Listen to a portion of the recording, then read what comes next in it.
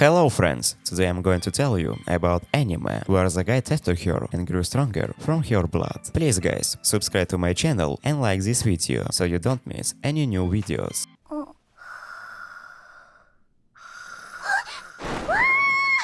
We're introduced to our main protagonist named Touta. He and his group of friends planned a sneak attack on their teacher Yukihime, but they were unsuccessful because she had a magic barrier protecting her at all times. The reason for Touta doing this was because if he can land on hit on Yukihime, then he and his friends can go to the famous orbital elevator called Heaven's Pillar. After failing to lay a single finger on Yukihime so many times, Touta tells them that they will have to train hard. However, today was the day that marked 2 years since Touta's parents passed away in a car accident. After that, Touta lost all his memories, and Yukihime took him in. While at school, Yukihime is his teacher, but at home she takes on the role of his sister. Touta also wants to learn magic, but Yukihime refuses. Unable to defeat her, Touta and his friends were feeling a bit unmotivated, but then a teacher named Tachibana wanted to help them out, saying that he wants to help grow their potential. He gives the team magic wands for them to use. However, because Touta didn't have any affinity with magic, the teacher instead gave him a bracelet and tells Touta to give it to Yukihime. Touta was thinking of how to give the bracelet to Yukihime when suddenly she appears. He tells Yukihime that this bracelet is a gift for Yukihime for taking care of him for 2 years. Embarrassed, he then runs to bed. Next day, when Yukihime was walking with a smiling face, Touta's friend uses their magic to ambush her. They successfully pinned Yukihime. Tachibana congratulates the team before knocking them all out. Tachibana reveals that he is a bounty hunter, and for 6 months he has been waiting for the right moment to kill her. Now, with the help of these kids, he was about to achieve his goal. He then attacks Yukihime with spikes. She tries to protect herself with magic, but her powers were sealed because of the bracelet. Tachibana intends to kill Yukihime when Touta comes to stop him, but before Touta could do anything else, Tachibana cuts off one of his arms. He went on to try to kill Touta, but Yukihime rushes over to protect Touta. Well, you can watch this anime on Amazon, link in description. Yukihime tells Touta that he can go to the capital now, and she is happy with Touta's gift. Suddenly, Tachibana cuts Yukihime into many pieces. Touta grieves over her dismembered body until he gets impaled by Tachibana. Touta saw that his life was about to end, but Yukihime tells Touta to wake up. She explains that 2 years ago she had already turned Touta into an immortal monster. Now, to release his power, he must drink her blood to save his friends and to avenge Yukihime. Touta drinks her blood and awakens his powers with his newly accurate strength. Touta defeats Tachibana with only one punch before fighting from exhaustion. When Touta wakes up, he is surprised that he is still alive, thinking that it is time to tell him the truth. Yukihime explains to him that her true name is Evangeli and she is an immortal vampire, that he's lived for more than 700 years. As for Touta, 2 years ago, his parents didn't die in a car crash, but were killed by someone. Their doing wish was for Yuki to save and take care of Touta, even though he is now a vampire. Touta is happy because she is now immortal, but Yukihime warns him that being immortal is not a gift but a curse. The next morning, Touta says goodbye to his friends and sets out to the city. Now his journey truly begins. On his way to the capital, he meets a new friend named Karamaru, who is just about the same age as him. Karamaru tells him that he comes from the top of the tower. He's down here because she was looking for someone and cannot return until he finds that person. Karamaru was shocked to see that Touta doesn't have a reflection. Their chat was cut off when Yukihime come back. Karamaru immediately draws his sword at her and explains that he is a member of the Fushigari clan, a clan of immortal hunters, and he is tasked with killing Yukihime. Before Karamaru could even make his next move, Yukihime plants her hand right through him. Touta scolds Yukihime for killing Karamaru, but Karamaru was an immortal as well. After waking up, Karamaru clarifies that if he cannot kill, he will not be accepted by his clan. Hearing his sad story, Touta challenges Karamaru that if he can win against Touta, then Yukihime will let him kill her. Touta, however, sets a condition that whoever wins can tell the loser to do one thing. As the battle starts, Touta throws a lot of punches towards Karamaru, but he blocks and throws back as many slashes. Karamaru slices off Touta's head, but Touta just casually reaches his head, and with a smile, he punches Karamaru into the ground and wins the battle. As for the condition, Touta just wants Karamaru to be his best friend forever. Later, Karamaru thinks realizes that right now he cannot beat Yukihime because he's too weak and his family doesn't like him at all either. So he asks Yukihime to be his master, which she gladly accepts. They then continue their journey. When Touta asks Yukihime why she doesn't find other immortals and from a team. Hearing this, Yukihime bursts out laughing because Touta's idea was so familiar to someone else as she has known before. But before she could say the person's name, a fleet of cars drive towards them before stopping right in front of them. A girl named Karen steps out of the car and kneels before Yukihime, welcoming her back. This is an organization of immortals that Yukihime formed 20 years ago, named UG Holder. The three are then escorted to the headquarters of UK Holder. Arriving at the headquarters, make up in first totem that there are a lot of types of immortals, and they judge the power of the immortals in the organization in numerical order. Makabe is at number 6. Next to him is Amaya, who is at number 10. They have been in this organization for many years, even though he was raised by Yukihime. If Touta wants to participate in this organization, he still has to follow the procedure according to the rules. Touta and Karamaru must fight against one of them immortals to join the organization. They only need to land one hit, and any type of attack is allowed. Karen quickly chooses to fight Touta, and MC Cape chooses to fight against Karamaru. Touta thought that it will be easy, but his face meets the ground very quickly. Karen and Mike Abbey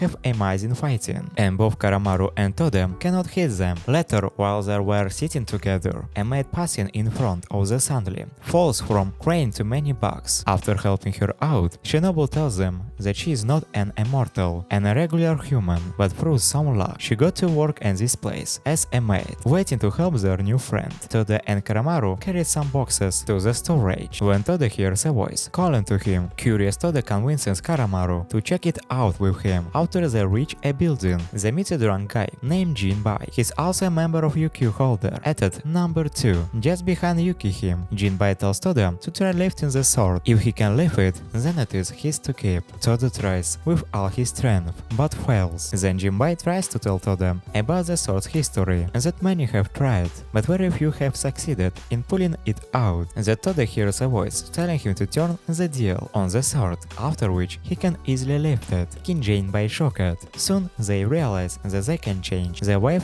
of the sword. After training, both Karamaru and Touta are able to beat Abel and Karen and enter Yuki Holder organization. The next day, Yukihime gives Touta and Karamaru their first mission, but they'll be supervised by Karen due to their lack of experience with the procedures. Their mission is to protect the kids of a church in the slums for thugs. From the outside, the city is very beautiful, but behind that are evil people who control everything. Karen points out the location of bad guys, so Touta jumps and lands the bad guys, but he was mistaken. There are members of the Yuki Holders as well. Karen lets Touta and Karamaru have an arm wrestling to decide who would cook dinner. Touta loses, but his cooking is amazing. Everyone in the church, including the man he beats up, asks him to cook for every meal. Later, when there is nothing to do, Touta trains vigorously to attain the skill flash tap techniques. While he was practicing, he accidentally wakes up a guy who is resting there. Seeing Touta's pathetic attempts at using flash step, the guy rushes to punch Touta. He introduces himself as a master of the flash step. He tells Touta that the key is the feet, not the strength. This guy said that the legs may be used only for walking for others, but for him it is more than that. He uses his legs to move without sound, and even flash step meteor. In order to master the flash step, Touta must be completely fluid in using his legs, so he starts to do things like cooking with his legs to help him practices. After many days of practicing, Touta can use the flash step, but it's not fast enough. If he wants to be as fast as a master, he needs to use his legs like his hands, doing everything with them. However, before Touta could properly master this skill, a group of people started planning to destroy the slams. These people are the immortal hunters, and the Kaido, the guy who taught Touta the flash step, is one of them. Kaido can transform into a white werewolf. The three immortal hunters begin their attack, and while Touta is on patrol with some members of UK Holder, they see that the slums are being set ablaze by the puppets. Touta was helping a kid named Rocky with picking out recyclable trash when they are attacked by the puppets. Luckily, Karamaru came right on time to save them and informs Touta about the situation. They tend to somehow contact headquarters for help. Kaido wastes no time and attack Touta by puncturing holes all over his body, effectively sealing him. Seeing Kaido's overwhelming power, Karamuro quickly uses a technique to create fireworks, hoping to notify headquarters. With Touta unconscious, Karamuro had to fight a werewolf and the blind swordsman named Nagumo. I love Karamuro's sword skills and regenerative abilities are impressive. He had no change against these professional immortal hunters. After kicking Karamuro away, Kaido intended to kill them both. However, Rocky attacks the hunters. They applaud the boys' bravery, but they were just doing their job. The slums are occupying land that isn't theirs, and the owners want to reclaim what's rightfully theirs. That's why they're here, these hunters, to drive out the people and demolish everything. Kaido was about to strike down Rocky when Touta wakes up to defend Rocky, now wearing black gauntlets. Touta isn't sure now, but he feels a lot more powerful now. He pays back Kaido's beating with a strong punch, sending him flying, but this just makes Kaido even more excited. While Touta was talking to Karamaru, Kaido tries to sneak attack Touta again, but gets sent flying again. After dealing with the other immortal hunter, Karen finally appears to support Touta. She will keep the blind swordsman busy, while Touta will focus on Kaido. Touta and Kaido rush to punch each other. Kaido though that he still has the advantage of speed, but now Touta is even faster than Kaido. They trade blow after blow. Although Touta's movements are fast, it is still not enough to defeat Kaido. Kaido then uses his secret techniques to implant his hand right.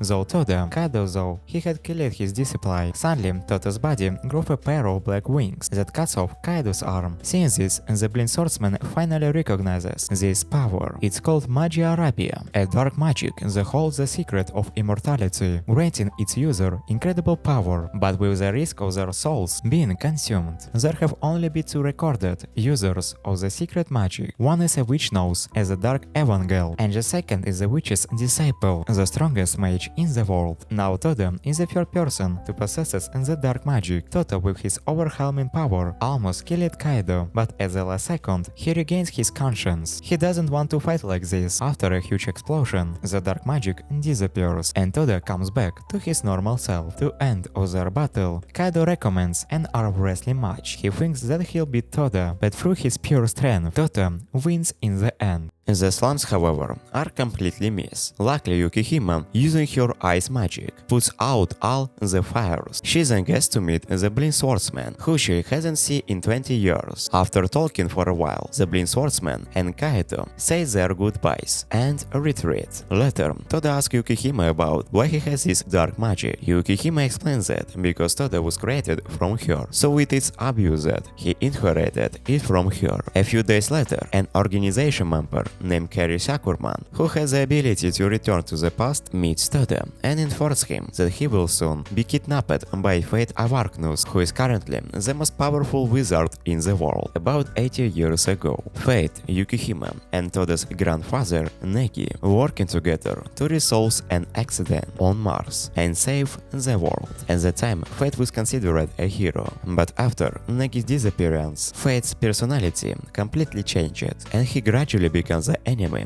of humanity with curious foresight of the future. Kiri leads Touta, AM Karem, and Karamaru in an ambush where Fate will appear, but Fate brings Tota's village friend as hostage. Karen attacks Fate from behind to rescue Tota's friends. Touta then increases the weight of his sword times 500,000 to break Fate's defenses barrier. After a while of fighting, Kiri successfully teleports Fate back to Yukio Holders headquarters. Fate faces Yukihime and other members of Yukio Holder, which he knows he will lose if he fights, so instead he accepts defeat to reward the team for their efforts and to exchange for his release. He agrees to answer each of their questions. Touta asks Fate whatever the death of his parents was his doing. Fate admits that he killed Toda's parents, knowing the truth. Touta gets angry and quits his gauntlets. He wants to kill Fate for murdering his parents. Suddenly, Negi's spirit appears and says that Fate's words are not true. Negi was about to tell Touta something something when Yukihime orders Karamura to destroy Negi's solution. The next day, Yukihime tells Touta everything. About 20 years ago, Touta's grandfather Negi defeated an evil wizard to save the world. She was known as Life Maker, or the Mage of the Beginning. With her defeat, the spirit possessed Negi's body. His sheer will has kept the evil witch at bay for the last 20 years, but he is reaching his limits. Finally, Yukihime tells Touta that he wasn't born like ordinary people. Touta was created from Negi's genes, which means he is just a clone of Negi. The next morning, to cheer Touta up from the shocking news, the Yuki holders tells him to participate in a martial arts tournament. In the first match, Touta encounters a very strong individual. After being beaten up for a bit, Touta's grandfather Nagis appears and says that he wants to take Touta to the top of the tower. Suddenly, Yukihime comes to save Touta and revealed Negi's identity. Negi's current body is being controlled by Life Maker. Then Life Maker's underlings come to assist their master. The other members of the Yuki holder are also present to support Touta. Soon a huge battle ensues when the team was struggling against Life Maker's psychological attack. A girl named Asuna suddenly appears to help them. She reveals that she is Touta's grandmother